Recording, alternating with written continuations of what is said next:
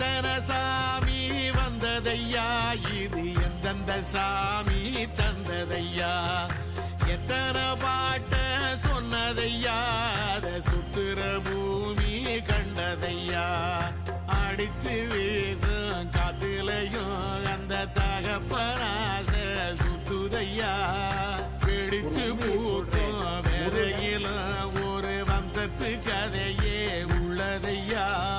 100 தலைமுறை சேர்ந்து செதுக்குன ஈரன